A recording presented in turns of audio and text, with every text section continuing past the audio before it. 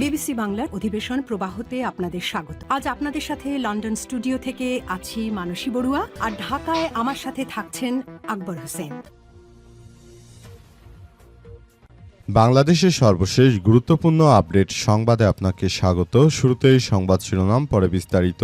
প্রথমেই জানাবো, জিয়াউর রহমান হত্যায় জড়িত ৪৫ বছর ধরে পলাতক মেজর মোজাফফর গ্রেপ্তার। শহীদ রাষ্ট্রপতি জিয়াউর রহমানের হত্যায় জড়িত ৪৫ বছর ধরে পলাতক অবসরপ্রাপ্ত মেজর মোজাফফর হোসেনকে গ্রেপ্তার করেছে ডিবি পুলিশ। আজ রাতে রাজধানীর বনানীর ডিওএইচএস থেকে তাকে আটক করা হয়। এরপর তাকে সেনাবাহিনীর হেফাজতে তুলে দেওয়া হয়েছে। জানাবো, হাসনাত সার্জিসের সঙ্গে দ্বন্দ্বের কথা জানালেন আব্দুল কাদের। জুলাই গণ অভ্যুত্থানের সময় আব্দুল কাদেরের ভূমিকা ছিল অনেক ব্যাপক। এই ঘটনায় হাসনাত এবং সার্জিস আলমের দ্বিমুখী আচরণে এবার সেই আব্দুল কাদেরই তিনি অনেকটা কোণঠাসা হয়ে পড়েছে। হাসনাত এবং সার্জিসের কুকর্ম ফাঁস করেছেন আব্দুল কাদের। এ বিষয়ে খুবই গুরুত্বপূর্ণ সংবাদ জানাবো, সঙ্গেই থাকুন।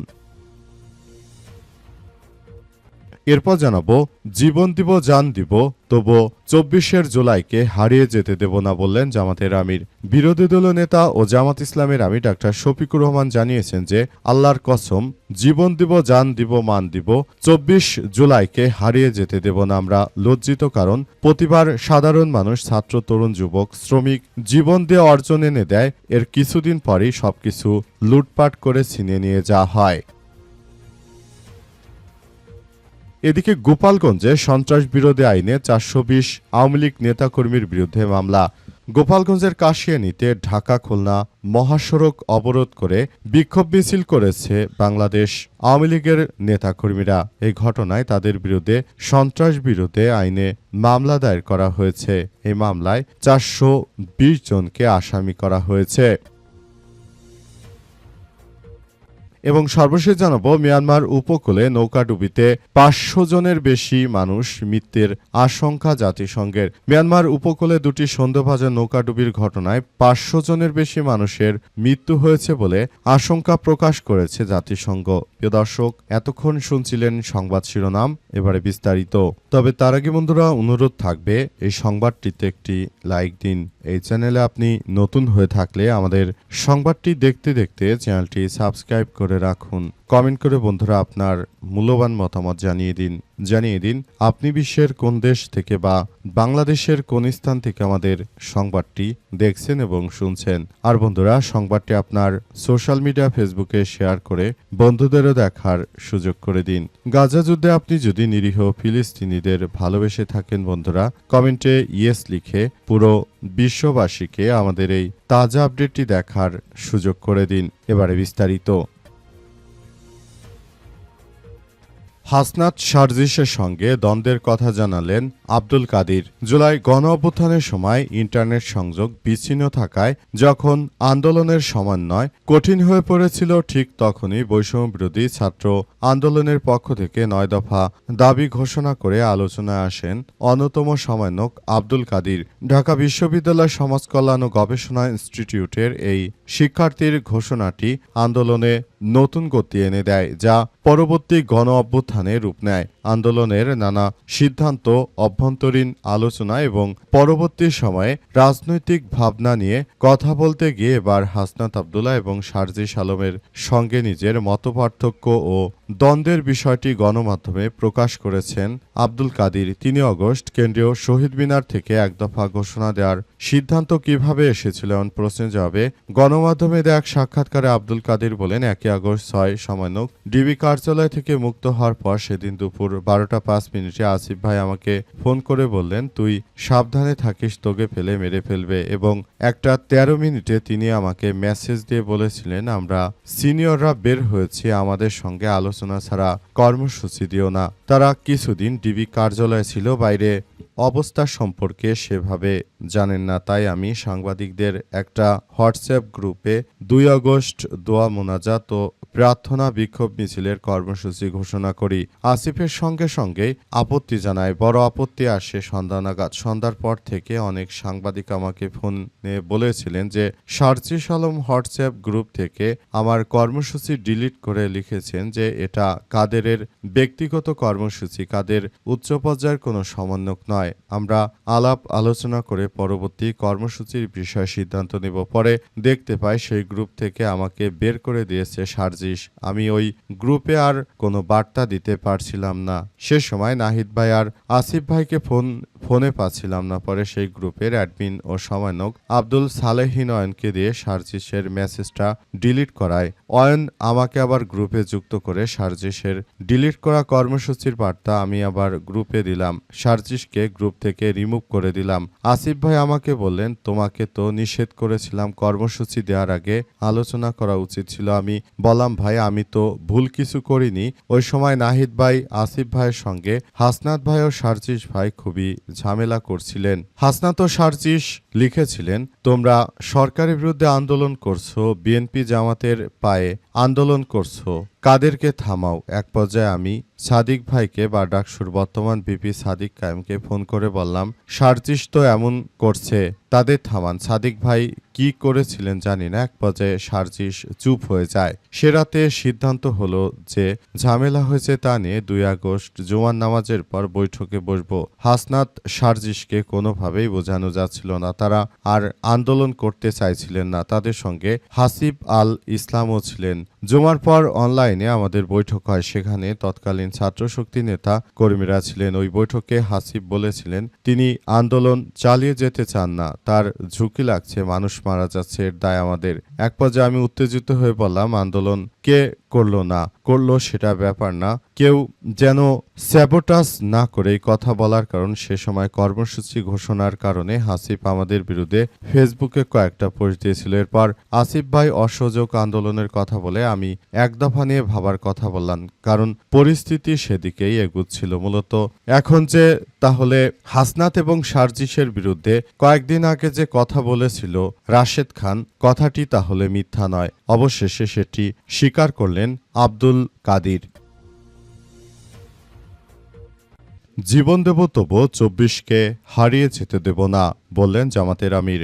বাংলাদেশ জামাত ইসলামের আমির ডাক্তার শফিকুর রহমান জানিয়েছেন যে জীবন দিয়ে হলেও আমরা জুলাইকে আবারও ধারণ করতে চাই। তিনি আরও জানিয়েছেন যে নিজের জীবনের বিনিময়ে জুলাইকে আমরা কখনোই কোনো স্বৈরাচারের হাতে তুলে দেব না।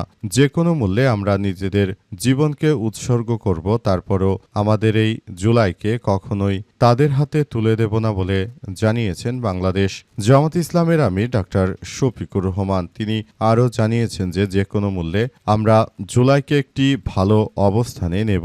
তিনি আরও জানিয়েছেন যে জুলাইকে নস্যাৎ করার জন্য তারা যতই ষড়যন্ত্র করুক না কেন তাদের ষড়যন্ত্রের বিষ দাঁত উপড়ে ফেলা হবে। তিনি আরও উল্লেখ করেছেন যে ষড়যন্ত্রকারীরা তারা অতীতেও ষড়যন্ত্র করেছে, তারা জুলাই বিপ্লবকে ধ্বংস করতে চায়, কিন্তু আমি তাদের স্পষ্ট করে বলে দিতে চাই যে এই জুলাই এসেছে হাজার বছরের ইতিহাসকে ধারণ করে। এ জুলাই আমাদের মধ্য এসেছিল বলেই আমরা স্বৈরাচারের দোসরকে দেশ ছাড়া করতে পেরেছি। স্বৈরাচারকে দেশ ছাড়া করার পেছনে জুলাইয়ের যে অবদান রয়েছে, এই অবদান আমরা কি করে সেটিকে মূল্যায়ন করব? এই নিজের জীবন দিয়ে হলেও তাই জুলাইকে রক্ষা করব। জুলাই কারো কাছে বিক্রি হবে না। কেউ যদি আমাদেরকে বলে যে তোমরা জুলাই বিক্রি করছো, আমি তাদের বলে দিতে চাই যে জুলাই আমরা বিক্রি করি না, বরং তোমরাই জুলাইয়ের সঙ্গে গাদ্দারি করেছো। যারা জুলাইয়ের গাদ্দার রয়েছে তাদেরকে জাতি চিনে। আগামীতে যদি বড় কোনো ধরনের বিপদে পড়ে এদেরকে কেউই গর্ত থেকে আর টেনে তুলবে না। যারা গর্তে পড়েছিল, এতদিন ধরে একটি কথা বলতে পারত না, সেই ব্যক্তিরাই এখন গর্ত থেকে উঠে তারা এমনভাবে কথাবার্তা বলতে শুরু করেছে যেটা দেখে আমরা খুব বেশি হতচকিত হয়েছি বলে জানিয়েছেন তিনি আরও জানিয়েছেন যে বিষয়গুলো আমার জন্য অত্যন্ত লজ্জাজনক এক ব্যাপার যে এখন পর্যন্ত এটি নিয়ে আমরা তেমন কোনো কিছুই করতে পারলাম না। জুলাইয়ের যোদ্ধাদেরকে এখনো সম্মান দেখাতে পারলাম না। অনেকেই এখনো মারা গিয়েছে, তাদের জন্য আমরা কোনোভাবেই কোনো সহযোগিতার হাত বাড়াতে পারছি না। এটাই আমাদের জন্য লজ্জাজনক। গোপালগঞ্জে সন্ত্রাস বিরোধী আইনে 420 আওয়ামী লীগের নেতাকর্মীর বিরুদ্ধে মামলা। গোপালগঞ্জের কাশিয়ানীতে ঢাকা খুলনা মহাসড়ক অবরোধ করে মিছিল করেছে ছাত্রলীগের নেতাকর্মীরা, আওয়ামী লীগের নেতাকর্মীরা। এই ঘটনায় বিএনপির পক্ষ থেকে আওয়ামী লীগের নেতাকর্মীদের বিরুদ্ধে থানায় সন্ত্রাস বিরোধী আইনে মামলা করা হয়েছে। মামলায় সেখানে ছাত্রলীগের, যুবলীগ, ছাত্রলীগ, স্বেচ্ছাসেবক লীগ সহ বিভিন্ন নেতাকর্মীদের বিরুদ্ধে মুকসিদপুর থানায় এবং কাশিয়ানী থানায় মামলা দায়ের করা হয়েছে। এই ঘটনায় মুকসিদপুর ও কাশিয়ানী থেকে আওয়ামী লীগের নেতাকর্মীদের এখন পেলেই গ্রেপ্তার করা হচ্ছে। তাদের বিরুদ্ধে সন্ত্রাস বিরোধী আইনে মামলা দায়ের করা হয়েছে। এই মামলার মধ্য দিয়ে মূলত সবকিছু খুব সুন্দরভাবে এগিয়ে যাচ্ছে। বিষয়গুলো সবার জন্য খুবই গুরুত্বপূর্ণ একটি বিষয় হিসেবে দাঁড়িয়েছে। আবির্ভূত হচ্ছে যে আওয়ামী লীগের ঘাঁটি বলতে পরিচিত ছিল যে গোপালগঞ্জ, সেখানে আওয়ামী লীগের নেতাকর্মীরা এখন রাস্তায় নামলেই তাদের বিরুদ্ধে যথাযথ ব্যবস্থা গ্রহণ করছে প্রশাসনের সদস্যরা। এতে চরম দিশেহারা হয়ে পড়েছে এই আওয়ামী লীগের নেতৃত্ববৃন্দরা। তারা এখন বিএনপির বিরুদ্ধে কোনো কিছুই আসলে করতে পারছে না পারছে প্রশাসনের বিরুদ্ধে কোনো কিছু করতে। তারা পুরোপুরি হতাশার মধ্যে পড়েছে। তারা কল্পনা করতে পারেনি যে শেখ হাসিনা এভাবে দেশ ছেড়ে পালিয়ে যাওয়ার পর আওয়ামী লীগের নেতাকর্মীরা এভাবে চরম বিপর্যয়কর একটি পরিস্থিতির মধ্য দিয়ে যাবে। সেটি তাদের জন্য এক ভয়াবহ বিপর্যয়কর অধ্যায় হিসেবে দাঁড়িয়েছে। জিয়াউর রহমান হত্যায় জড়িত ৪৫ বছর ধরে পলাতক মেজর মুজাফফর গ্রেপ্তার। শহীদ রাষ্ট্রপতি জিয়াউর রহমান হত্যাকাণ্ডের ঘটনায় জড়িত ৪৫ বছর ধরে পলাতক অবসরপ্রাপ্ত মেজর মুজাফফর হোসেনকে আটক করেছে ডিবি পুলিশ। আজ রাতে রাজধানীর বনানীর ডিওএইচএস থেকে আটক করা হয়। আজ দুপুরে তাকে সেনাবাহিনীর কাছে হস্তান্তর করা হয়েছে। সেনাবাহিনী তাকে জিজ্ঞাসাবাদ করছে বলে জানা গেছে।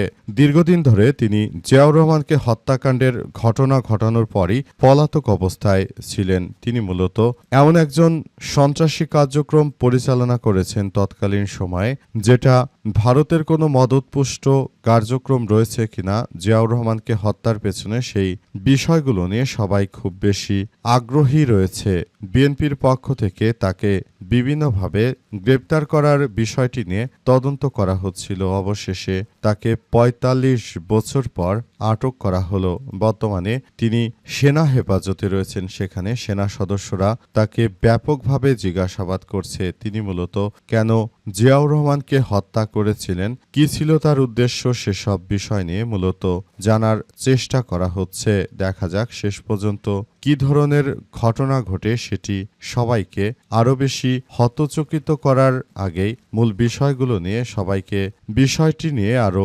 পরিষ্কারভাবে ধারণা দেওয়া হয়েছে।